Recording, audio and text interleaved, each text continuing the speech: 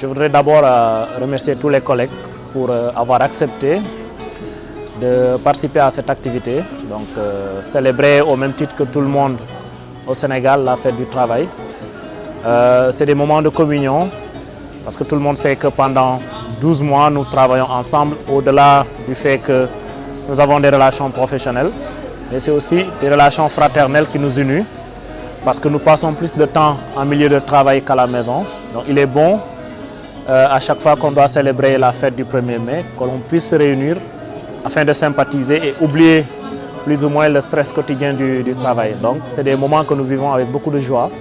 et depuis ce matin nous passons de très bons moments entre collègues sans aucune distinction par rapport aux fonctions. En fait, nous sommes daje pour célébrer les travailleurs de l'ENO de Ziguinchor. Donc travailleurs, nous avons commencé ci technicien de surface, vigile, petit membre du personnel. Pour nous dajaloo, nous fêter journée bi tous ensemble. Un sentiment de fierté. Nous avons vraiment rencontré les collègues de Ziguinchor pour nous mener sargal journée du 1er mai. Faut que dans les journées du travailleur bi, benn journée la am ci année bi moy journée 1er mai bu joté dañu wara réunir dem benn espace tok discuter et épanouir. Bon, c'est vrai que bi mo nekkoon suñu première édition té machallah lepp luñ ci doon sentu am nañ ko xana di xol déwén luñu mëna améliorer ak luñ ci mëna yok ça dépend. fu mu nekk ni famille lañu ñoo bokku ndey ñoo bokku baay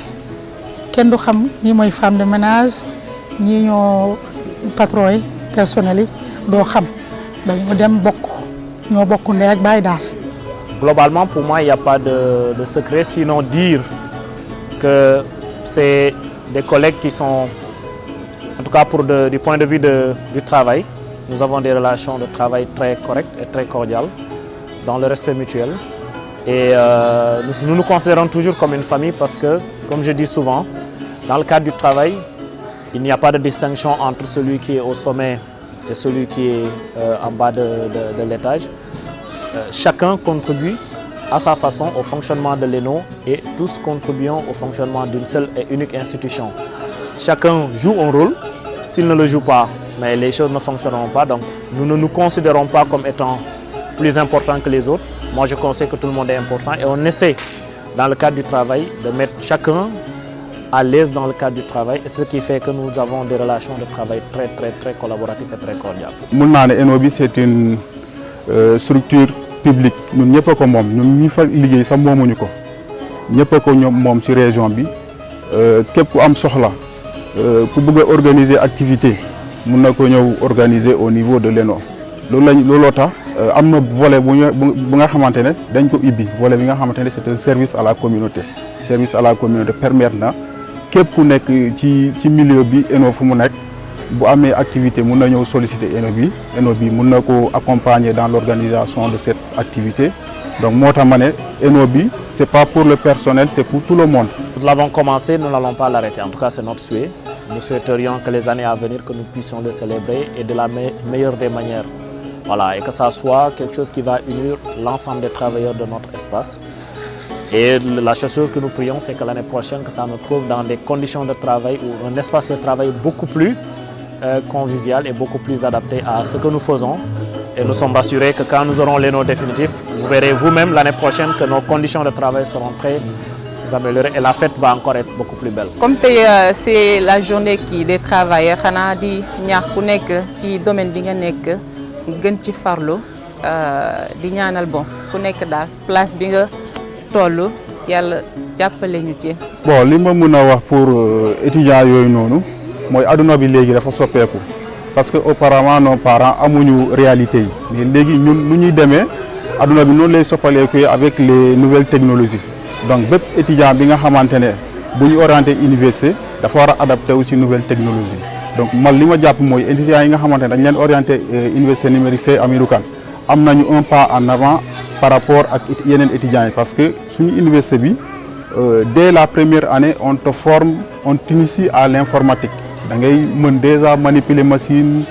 defar ay textes yooyu noonu yi nga xamante ne yeneen étudiants yi nga xamante ne orienté nañ leen dans les universités classiques amuñu possibilité boobu donc étudiant première année bu ñu la orienté IVS yow tu as déjà cette possibilité d'être formé en initiation en informatique pour mun a développer parce que bu ñu la formé ni ëllëg boo demee ci bépp entreprise booy dem munoo bañ a utiliser ordinateur munoo bañ a utiliser nouvelle technologie pour liggéey ci entreprise bi donc yow boo nekkee université numérique boo maîtriser déjà les bases de l'informatique yow tu as déjà quelque chose de plus par rapport ak ça yeneen xarit yi nga xamante ne jógee nañu université. Des prières pour que la paix règne dans ce pays-là et qu'il y ait beaucoup plus de justice dans le cadre du travail et que le monde de l'emploi soit un monde meilleur. Et également prier pour que tous les jeunes qui n'ont pas du travail, les diplômés sans emploi également, puissent trouver le travail parce que tout le monde sait que le travail c'est très libérateur. Et prier en tout cas pour la stabilité du pays et prier pour l'ensemble de nos collaborateurs. Nous sommes tous au service de notre nation et que tout ce que nous faisons c'est pour le bien du Sénégal et le bien de l'Afrique. mooy avancement suñu université bi léegi nekkatul université virtuelle c'est l'occasion pour ñu souligner ko fii maintenant c'est l'université numérique Cheikh Hamidou Kane donc loolu la ñu bëggoon renouveler encore une fois. Remercier vraiment initiateurs yi nga xamante ne organiser nañu journée bi parce que bon au début université bi au début 1er mai dañu daan dem ay Mbour Saly organiser fêter journée bi 1er mai fêter ko ensemble avec tout le personnel mais comme ni nga ko xamee université bi dafa màgg instant yi nii on a plus de personnel mënuñu dem regrouper wu Saly di fêter 1er mai moo tax peut-être waa Ziguinchor initier journée bi comme ça ñun ñu nekk zone sud bi ñu ñëw fii dajaloo Ziguinchor pour fêter ko ren comme ni nga ko waxee ren c'est une première édition. Année prochaine il y aura une autre édition qui sera organisée pourquoi pas ñu mën a développer activité bi jéem a invité waa Kolda Ziguinchor Bignona fêté ko année prochaine fii année bu ñëwaat ñu fêté ko benn ENO donc loolu tam benn initiative bu ñuy bëgg a lancer pour les années à venir. di leen nuyu di leen sant di leen gërëm